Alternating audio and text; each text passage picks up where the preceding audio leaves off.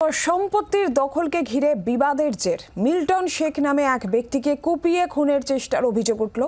আক্রান্তের চিৎকারে অস্ত্র ফেলে চম্পট দেয় অভিযুক্তরা। গুরুতর জখম মিল্টন কাটোয়া মহকুমা হাসপাতালে চিকিৎসাধীন। কাটোয়ার মঙ্গলকোটের বইচির মুসলিম পাড়ার এই ঘটনা ঠিক কি ঘটেছে, কি অভিযোগ, বিস্তারিত জানাবেন সন্দীপ ঘোষ চৌধুরী। টেলিফোন লাইনে রয়েছেন প্রতিনিধি সন্দীপ।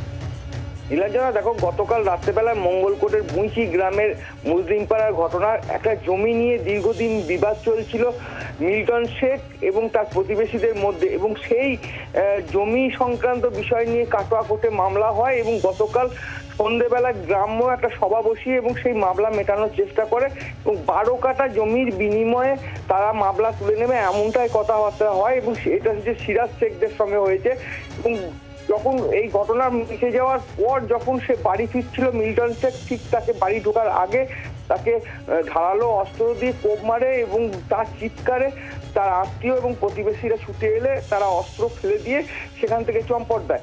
এরপর মিল্টন শেখকে নিয়ে কাটোয়া হাসপাতালে আসে এবং গোটা ঘটনার তদন্ত নেমেছে মঙ্গলকোট থানার পুলিশ এবং মিল্টন শেখের বাড়ির সামনে থেকে অস্ত্র উদ্ধার করে এবং যারা এই ঘটনার সঙ্গে জড়িত ছিল সিরাজ শেখ, নজু শেখ, এদেরকে পুলিশ এদের খোঁজে পুলিশ তল্লাশি চালাচ্ছে। সমস্ত ঘটনা মিটে যাওয়ার পর কেন এর উপর আক্রমণ করলো পুলিশ কিন্তু সেই বিষয়ে তদন্ত করে দেখছে। নীলাঞ্জনা, নজর রাখো সন্দীপ।